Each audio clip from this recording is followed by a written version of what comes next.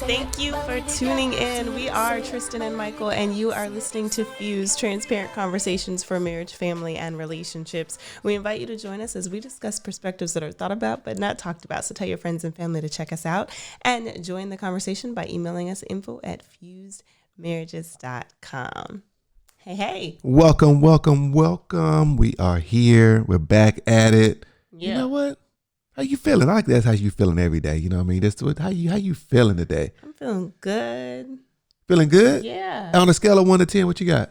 10 being the highest. Okay, because you always have to clarify. Yeah, 10 being the highest. I never say feel- 1 is low. I mean high. So anyway, but go ahead. I feel a 10 right now, man. I got up, I did my workout today, and ready to just kind of move through all the things we have to get done. So, there are certain things I think it's important to have, a morning and an evening routine. You can't always do it because there's always kind of stuff that can happen. So if you're a night owl and you have certain things that you can get done at night for yourself, or things that you get done in the morning for yourself, because the day, everybody makes demands on your day. So I think it's important to have something in the morning and something in the evening that's just about you. So Yeah. I think routine is good. I think it gets hard when you get kids, you get work, you get other obligations. Yeah.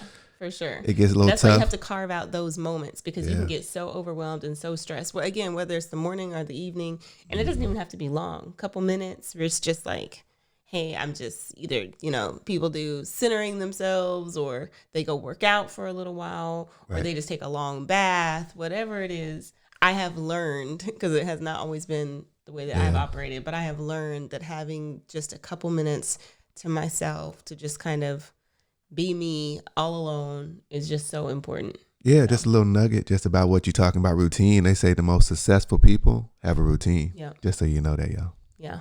They have a routine. They do the same thing, at least for the most part, on a day in, day out basis. I've actually heard the most successful, I was listening to something one time, they said the most successful people, there's a couple things that they do. Once they drink a lot of water, they stay hydrated, they get enough sleep. And I'm like, they get enough sleep.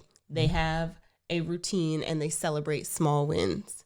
So along the way, and that propels them. Jot that down.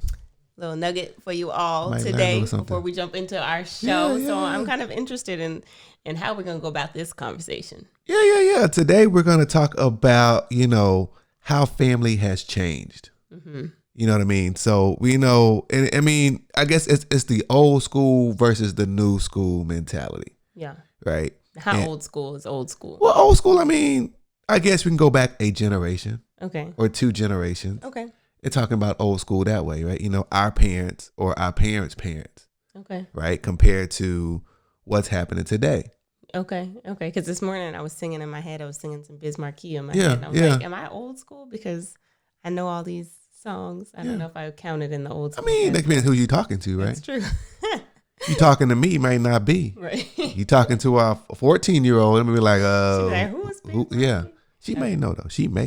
She might. Okay. Very few that may know. So old school versus new school. So we're talking about generational differences. Yeah, I mean, the question is, at least I have. I'm gonna put it out there.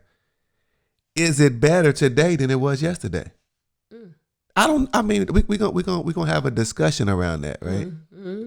If it's better today than it was yesterday, and if it is better today, help me understand. Let's talk me through why is it better, and if it's not better, let's talk through what changed. Okay, so we're gonna have to break this into some categories because this is a kind of be an expansive conversation. We want you all to join us in this. What are your thoughts? Is it better today than it was in our parents' or our grandparents' generation? If so, why? If not, why? Let us know. Let us know in the comments. Send us an email, info@fusedmarriages.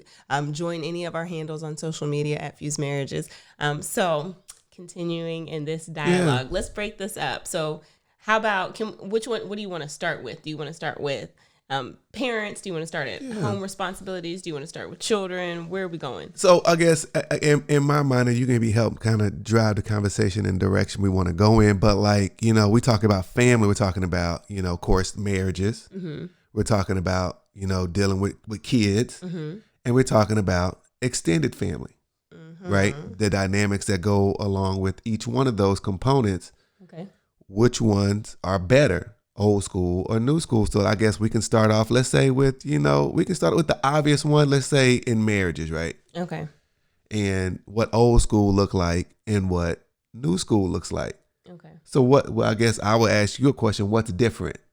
If you had to go back a generation or 2 generations, what's different with marriages? Listen, this could be a whole lot of things depending on your experience.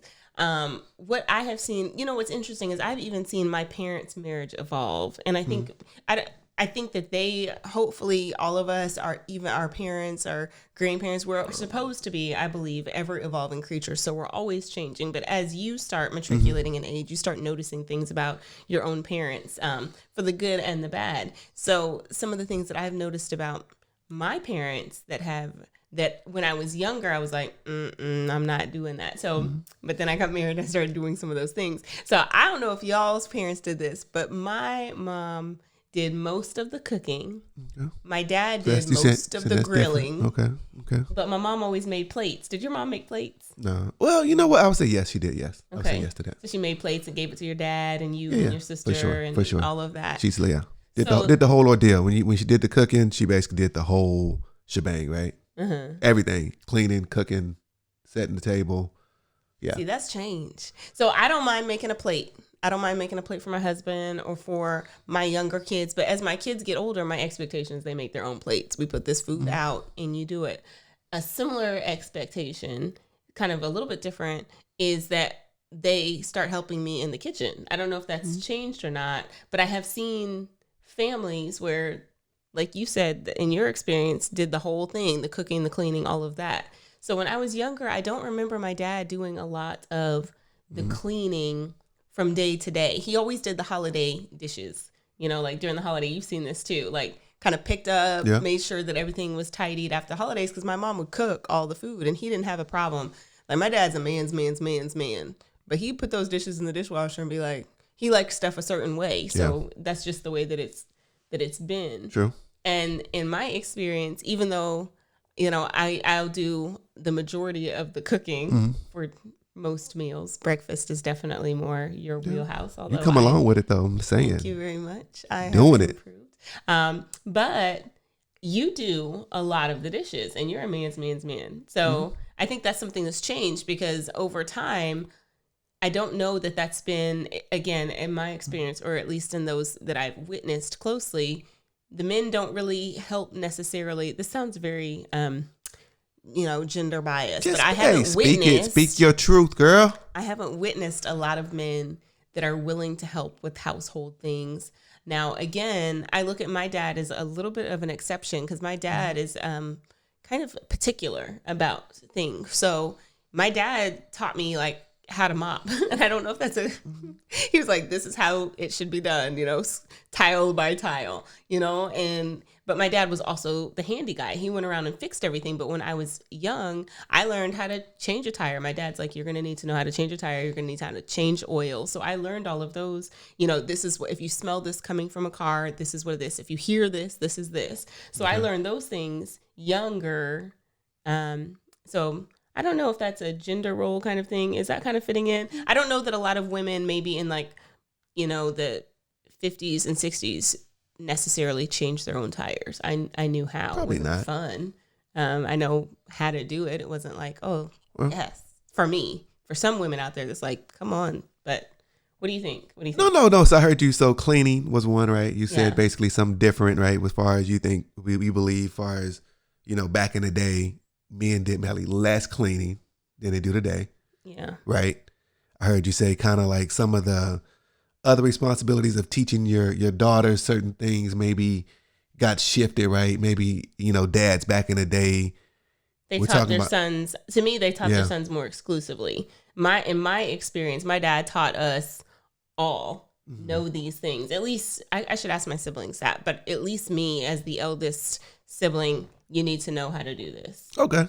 So, I mean, so from my perspective, I guess just thinking about like, okay, so, you have, I guess we're talking about just marriages, right? How they are different. We can get to the kids part, what that looks like. But if I'm just looking at just from marriage's standpoint, how it's different, I definitely think that, men probably, I guess, looked at their women as more of a queen, and saying aspect of, hey, this is just my, my grandfather or a dad saying, you know what, I want my wife only to do certain things. Wait, back up.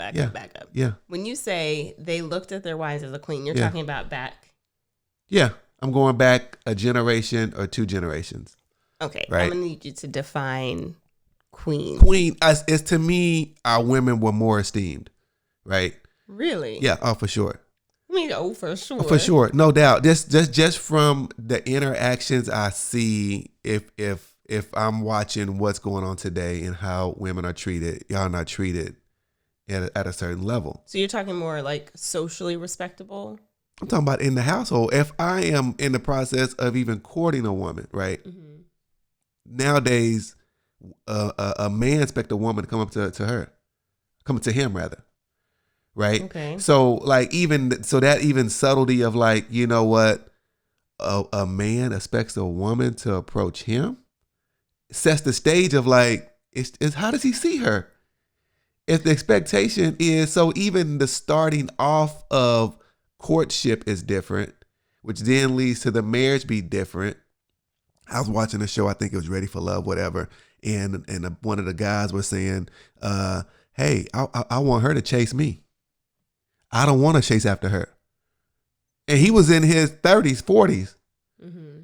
That mentality, it doesn't stop at him. It goes beyond that. That's prevalent for a lot of men think that way. That's my assessment and what my argument or statement is kind of being built around, yes. So I'm struggling with the treat their woman as a queen, because what I mean, even as you kind of look across the spectrum, I've seen like, barefoot and pregnant, making all the meals, doing all the house responsibilities, making sure that she's pretty and made up from the moment that you wake up to the moment that you go to sleep, making sure the kids are tidied up, that they're clean, that they look good, that they're presentable, doing the hair. I mean, like, I don't know no queens that are like, ooh, this is it. This is the pinnacle. This is what I always wanted to do, is sweep and mop all day long and really have no social outlets besides going to play bridge. And that I'm struggling with the idea of that being royalty, of that being queenship. I would almost say now is more so that, because and this is not the I don't need you kind of thing, but this is I can do it. Like, I can manage. So now we're coming together as king and queen, as opposed to what I would have possibly viewed as more servitude, like king and maybe not slave, but, king and assistant to the king, I guess. No, I guess I understand that. And I've heard that, statement or argument before. I didn't come from that, or I didn't see that aspect of it, but I know that that did happen, right? Where, well, like, the women that I know, the grandma, they didn't wear no makeup. So like, I mean, come back home pretty, like they just like, there wasn't even like an option. I mean, they just didn't, right? So it wasn't even like my grandfather, father, or great whatever they didn't expect no makeup.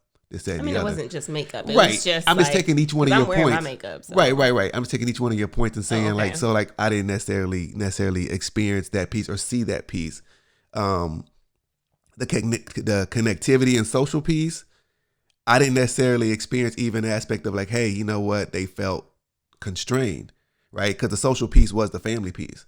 The family was really the social. They take away the family and they say, yeah, I don't know social, but they had, you got umpteen kids, umpteen uncles and aunts, this, that, and the other. So they felt everything I saw, they were extremely happy that I saw. And not say they had something on the inside that I didn't necessarily see. Mm-hmm. They felt like, okay, you know what? As long as I have my family, I get to see my brothers and sisters that, and plentiful. They didn't necessarily like, okay, we were good. We got the family together. Mm-hmm. And they were good in that respect. But I don't think that's different now. I think we still feel that way as most women. Like, we still care about our family. We still enjoy the social aspects of getting together and having family reunions and having, dinner together. So I don't think that that's the missing piece. But I think that being holistically, I am this, not for everybody, because there are some people that this is like their pride and joy. That's all that they want is to, and this is not an insult to anybody, but I've heard women say, all that I want is to be a mom, or dads say, my goal is to be a great dad. like money, substance, those kinds of things don't matter. I just want to be invested in my kid's life. So I think that hasn't changed. No, I mean, I guess I was just going down through your point. You talking about, you said they don't have the social realm, right? That was the first thing you said, They didn't necessarily, as far as like the cooking and cleaning aspect of it. Some people take pride in it. The women, I guess I saw the grandmothers, they were like, she made breakfast every morning, up until she was 85, 90 years old. You know what I mean? So like. But was that for the joy of it, or was that for the feelings of social obligation? This is what I'm supposed to do. But nobody at the house. By the time she got 70, all the kids were in their 50s. You know what I mean? So like, it's what she did. You know what I mean? She made homemade jelly. That's what she did, make biscuits, and nobody had come and eat it. Nobody came and eat it. She just like doing it. Okay. Type of mentality. So it was just, I guess, everybody's experience of what, so like maybe some women want to be kind of like, hey, I want to be, different, but they didn't have that opportunity to. And I'm not saying that didn't happen. I'm just saying there's other sides of it that I guess, sure. Which one was better? I don't, you're saying new school is better. I'm saying, you know what? I don't know if new school and old school is better from a marriage standpoint. As it pertains to marriage, I think, this is Tristan, I think new school is better. Like I said, I don't mind making the plates. I don't mind cooking the food. I'm grateful that I have a partner that says, hey, you cook the food, I got the dishes. Even sometimes when you cook, you'll be like, oh no, I'm just gonna throw them in the dishwasher, no problem. I appreciate that it's not just up to me to rear our children, and you go off to work, come home with a briefcase, sit down on the couch and wait for everything to be done. I'm handing you your slippers and your robe. I'm glad that I don't even have to contend with that idea. I'm still frustrated with some of the ramifications of some of the old school thought in society and how they think that women should be. But on that, we definitely want to hear from you as we talk about marriage and how it is affected old school versus new school. So let us know, hit us up in the comments or email us info@fusedmarriages.com. We are going to take a quick break and then we're going to jump into this conversation a little bit more. Hey, y'all, we just wanted to take a quick break and thank you for listening. We appreciate your support. So if you haven't yet, make sure that you subscribe, follow us on all social media. And we have this thing that we want you to check out, fusedradio.com. There are other broadcasters that you will hear from. You're really going to love it. So thank you. You all are so wonderful. And we look forward to connecting with you more in the future. Welcome back. You are listening to Fused Marriages. We are having a conversation today about old school versus new school, how families have changed over the years. Is it for the better or the worse? So we just kind of dialogued a little bit about how marriages are, but we kind of started to bleed into a little conversation about the kids, old school versus new school. What are your thoughts about how kids are maybe behaving, how they're reared, old school versus new school, better or worse? Yeah, I mean, I think we just got to look out and, what's going on in the news, what's going on in society, and to ask ourselves a question if things are better or worse from how kids are acting. Are they listening more or listening less? Are they more, disrespectful or less disrespectful, right? Are they saying yes, ma'am, and no, sir? Or are they kind of like got their own little minds, but they want to do how they want to do it when they want to do it? They tell me, I ain't going to bed. Okay, so I'm feeling like you're going a certain direction. I'm just saying, I don't know. Just ask you. They got to ask themselves. I'm asking you. They got to ask themselves. I can answer from my experiences. I'm seeing it as basically it's definitely worse. Okay. How parenting was done in old school versus now. Okay, and I have reasons behind that. Different? Yeah, go. You said you have reasons. How's parenting different? I mean, how it's different, I think, now that society is requiring, not society, really, how we have decided, I don't think society has decided this, that we have to have two incomes in the house. Okay. So we have two incomes in the house, then we don't have anybody necessarily raising the kids, at least having the time to spend with the kids that needed to get them that good foundation. So so we want more things, bigger houses, more cars, this, that, and the other, which is fine, but that comes at a cost. Okay. The cost is them kids. When you get them kids messed up, then you get generations messed up. Your generations messed up, now the world's messed up. So like the fact we make choices to say, you know what? Yes, everybody can do everything. I 100% agree, and there's no problem with that, but it comes at a cost. I think the cost is what we're seeing with how kids are acting nowadays, right? That's my opinion. I agree with the second half of what you said in terms of, generationally, we're not investing into our children. But I don't know that that's attributed necessarily to having a 2-income household. Because I can explain if you need me to. I can explain. Okay, go. Well, we have, just a brief, I'll give you a brief and let you kind of jump in. So the reason why I say it's a 2-income household is the issue is because we have some parents, right? They have kids and both of them are going back to work within 6 weeks. Okay, right. That kid ain't got nothing from nothing. So who's teaching that kid from 6 weeks up until they 3 or 4? Somebody else. Okay. Right? Right. And you make the assumption that somebody else is going to be just as good as you, which is not true ever. I don't think it's just as good. Well, people make that subconscious or maybe conscious choice, say, you know what, they're going to do a good job of raising my kid. Okay. And that doesn't always turn out that way. Okay. I suppose. I agree with that.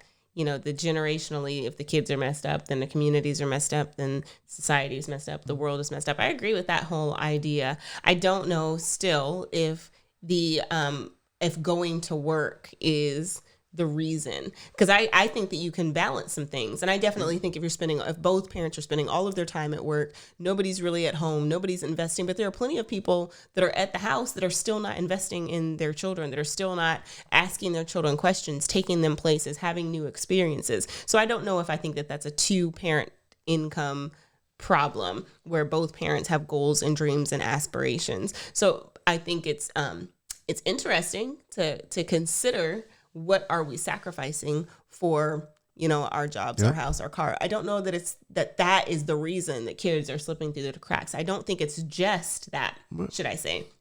I do think that we are more, what's that? Big piece.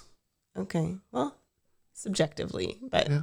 That's my, I want to hear that's your perspective. Yeah. But I think that there are other pieces that are missing in this cog. I think that if you do look back, there was more investment in youth. Again, Tristan perspective. I think that as I look at kind of my grandfather and my grandmother, like as principals, and the community as teachers, we invested in us.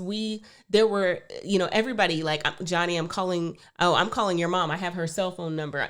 Johnny wouldn't act up in school, not even cell phone, sorry, like just phone number, house phone number. But kids wouldn't behave certain ways because there were so many points of accountability. Mr. Joe on the corner could just walk over and talk to, my dad, or the teacher would talk to my mom, and my mom was coming to the PTA meeting or such. And this is not the same with every child or with every community member, but there was more, I think, of what would now be considered mentorship. There was more people invested and wanted you to be successful. I'll go with that. And I don't know that we are as interconnected. Most of it. I don't know that we're as interconnected. I remember being a kid and going to Sunday school. And when we went to Sunday school, all these women knew what was going on in my life and asking me about it. Like, oh, Tristan, how is such and such going? I go to my grandmother's church. They all knew. So there was a sense of kind of the weight. But there was also like, hey, I want to do good because I have all these people cheering for me.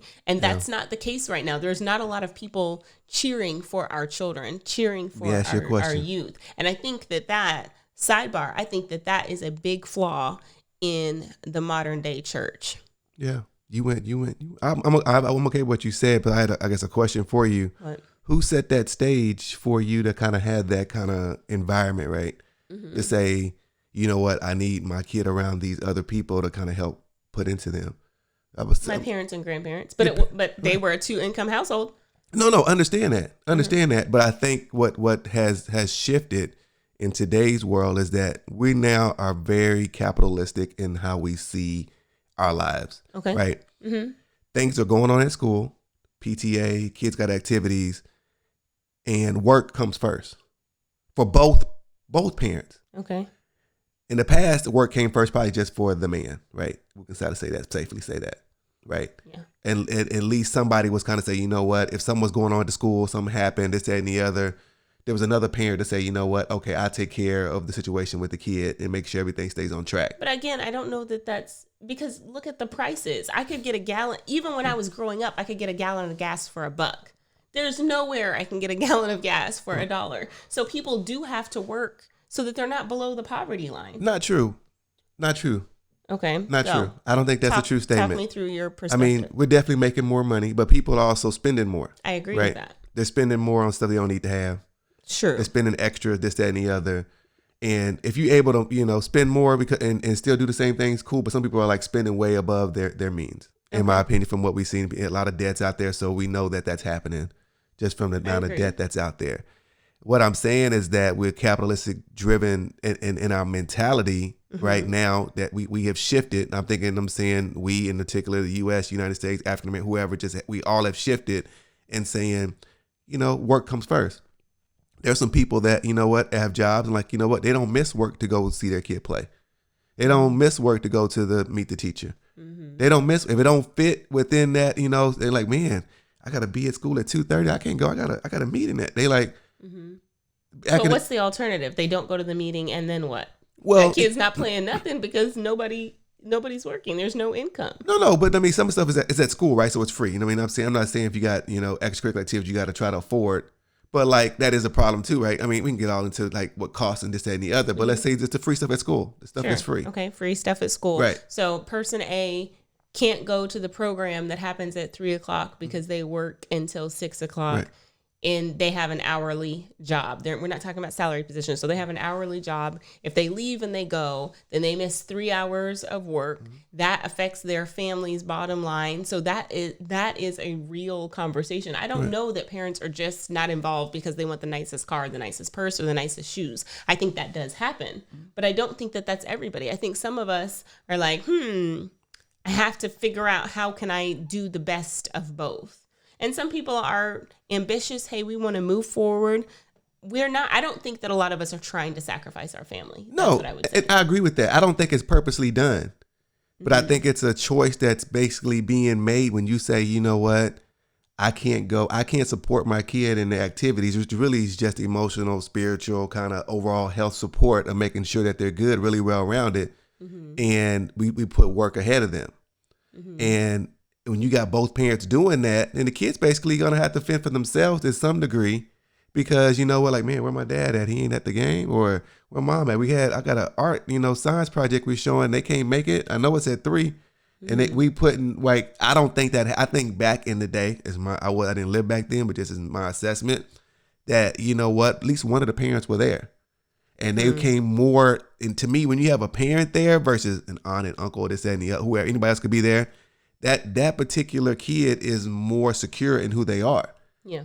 So then they're not out there doing, other crazy stuff and looking for validation, joining gangs and, you know what I mean, starting this other stuff. I mean, it's like it's doing drugs, whatever. I think it's a less likelihood of that. I agree with that. I definitely think that parent support, one, preferably both, and the more, the merrier. But I think having your parents present is a huge benefit to the development of that child, which in turn, as you said, is the development of society, community, all of that. I have to disagree with you that it's just coming from maybe a career perspective, but I do think that influences it. Big piece, according to you. I get it. So I definitely want to hear from you guys on this topic. See what side that you fall on. Do you think it's old school is better or new school? And then what can be done? One of the things that we're saying, parents, be involved in your kid's life to whatever degree you can. The more, the better. Majorly important. But we really appreciate your time today. So thank you for joining us. Make sure that you connect with us on Facebook and on Instagram. And make sure you check out our website for more resources. FusedMarriages.com. Let's talk about it. You're listening to Fused with Tristan and Michael.